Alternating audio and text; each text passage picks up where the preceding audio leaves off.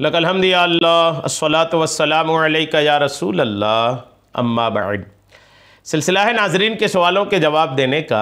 नाजरीन में से एक ने हमारे किसी वीडियो के कमेंट्स में पूछा है कि जैकेट है, वास्कट है, सदरी है, इसके बटन या ज़िप लगी है तो ज़िप अगर खुले हों तो नमाज होगी या नहीं। सर्दी का मौसम है, सर्दी के मौसम में लोग स्वेटर भी पहनते हैं, सदरी भी पहनते हैं, जैकेट भी पहनते हैं। तो बाज़ औक़ात तो सामने से बंद होता है और बाज़ औक़ात इसमें ज़िप लगी होती चैन, और बाज़ औक़ात इसमें बटन भी लगे होते हैं। और ये जो बटन लगे वाले बाहर से जो पहनते हैं या ज़िप लगे वाले जो पहनते हैं, अगर ज़िप खुली रह गई या बटन खुला रह गया सदरी का, स्वेटर का, जैकेट का, तो नमाज होगी कि नहीं, ये सवाल है। आइए जवाब तवज्जो के साथ सुनिए। याद रखिएगा कि अगर इस तरह बटन खुले रहें या ज़िप खुली रहे तो आला हज़रत अलैहिर्रहमा की तहकीक के मुताबिक इससे नमाज हो जाएगी।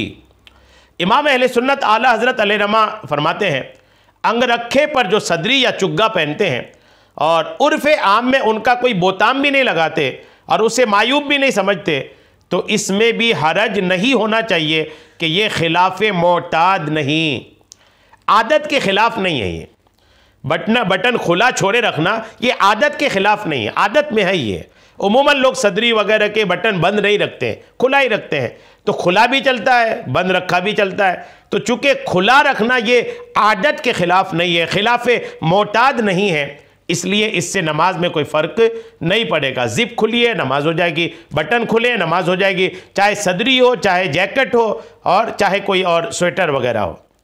फतवा रज़विया जिल्द 7 सफ़ा 386 और फतवा फ़क़ीह मिल्लत में है कि इस तरह कपड़ा पहनकर नमाज पढ़ी कि नीचे कुर्ते का सारा बटन बंद है और ऊपर शेरवानी या सदरी का कुल या बाज़ बटन खुला है तो हरज नहीं।